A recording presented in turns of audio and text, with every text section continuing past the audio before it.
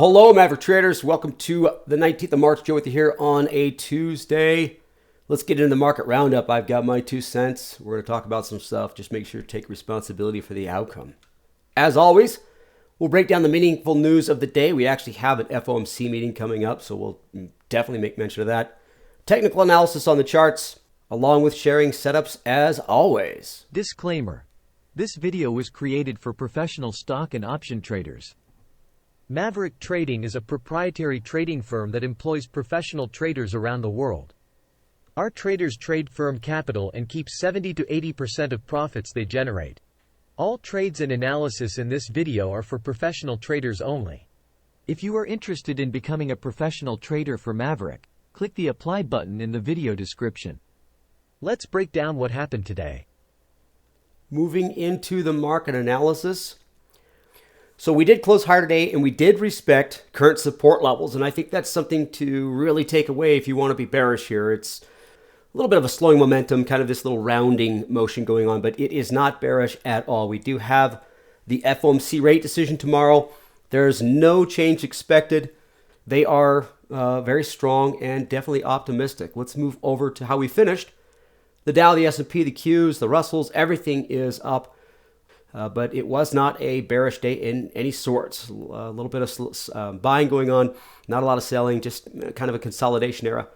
Oil did move pretty good off the bottom there, 0.92%, and gold dropped down to 0.17%. It was interesting to see, but both of these kind of went in opposite directions during the day today, and I do believe that has to do with the anticipation of the Fed. I wouldn't look too deep into it, folks, but when you see oil have a little bit of a surge going into the close there, and the futures can continue to move, but and then gold dropping off. It's kind of posturing for an event.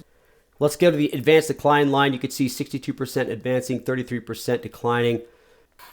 Above below the 50-day moving average, 61% above, 39% below. So not a whole lot of change there, but a lot of consolidation across sectors, not only just the markets. Let's jump straight into our first chart. And what I really want to focus on is kind of this rounding motion. I always like to square up what I'm talking about.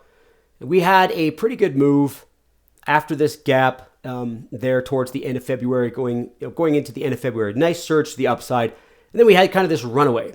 But what's really interesting is if you can kind of cast your eyes, I'm going to try to draw this, into this area here, you can see that this nice slope is starting to round. And sorry, folks, I do not have a rounding tool. But what I mean by that is if we were to take this level there, it's almost kind of a high tight base. But the momentum is definitely slowing. Let me see if you see two lines on top of each other. There's a little bit of a slowing, a little bit of a rounding going on. Interesting enough, not a huge amount of volume. And I can add a little bit to the triple witching last week. Right, we did have that. Friday and some posturing on where people wanted to put money on Monday and Tuesday. But overall, it is definitely a slowing momentum. So if you're wondering why, hey, Mavericks kind of moved to this sideways, 0 for the week, drop from a 3 to a 2, it's more of a pattern than it is just the 20-50 moving average and where price lies. So understand that it has a lot to do with momentum, and this is an absolute we're seeing an absolute momentum slowing situation here. It doesn't mean it's bearish. It's just best just to sit back and be a little bit more cautious because keeping the pedal to the metal here is just not going to serve too good of a purpose. Plus, we have that FOMC tomorrow. So if you guys are on the sideline, it's safe to sit there. I don't blame you. Let's move over to the Qs. This one is a lot more easy to identify when it comes to that slowing momentum because we actually have, I'll draw that same area here.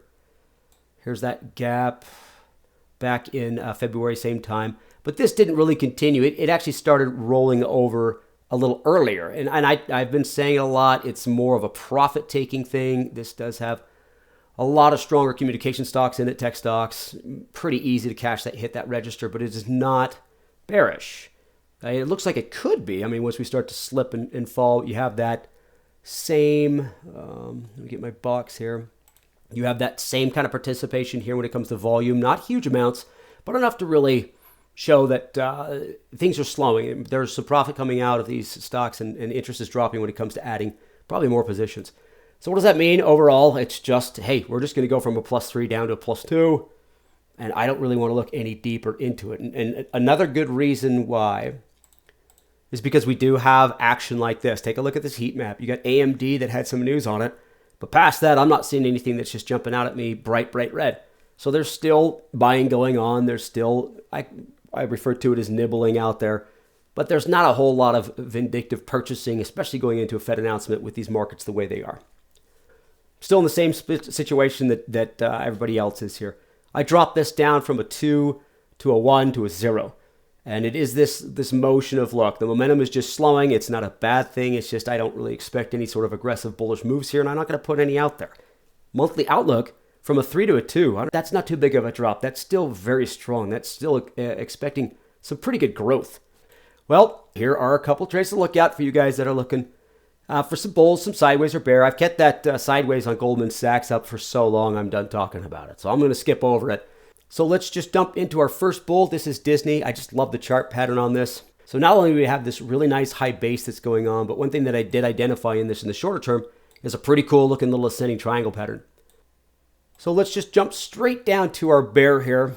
What I liked about Baidu is pretty obvious. We have the descending highs here, and we do have some descending lows. So it's got this channel going on. You can see we're a little bit shy on this last push lower. And so I was a little reluctant to show this as a bear. But I did like the descending low. I did like how the last couple of times it set peaks, it's been met with some pretty aggressive buying, selling. There's the follow through on that one. So it gapped up a little bit. It's rolling over. There is a pretty strong support level in end of October into November, and then again in February. And here it is, just sitting right at that. We'll call that about 105. If that starts to roll over with any sort of increase in volume, especially if the markets can follow with it, then this should have no problem getting back to maybe a support level here at 98. So I'd play something more of a diagonal spread on this to the downside. All right, so that's all I got for today, folks. I'm not a super active trader on a Fed days. I usually like to sit back, especially if I'm positioned comfortably going into it. Be mindful of false volatility pre and post announcement. It is really easy to get sucked in and think that your opinion is actual fact, especially on these days. So just wait for chart patterns to confirm anything, up, down, sideways, especially the overall markets. So we had a slight uptick in building permits and housing starts today. Not a lot, but still showing that we are at least stable or moving higher. This economy is still solid. The Fed is there to save us from falling, and when we're still climbing, there's no reason to put that net up. So we'll see what happens, and more importantly, what the market reacts to it. It doesn't matter what I say. It's how the markets react. Unemployment, flash PMI and home sales this week, along with some Fed speak. Got a bunch of that coming out on Friday. Check potential trades as always for earnings. And thanks for joining me, guys. We'll talk to you next time.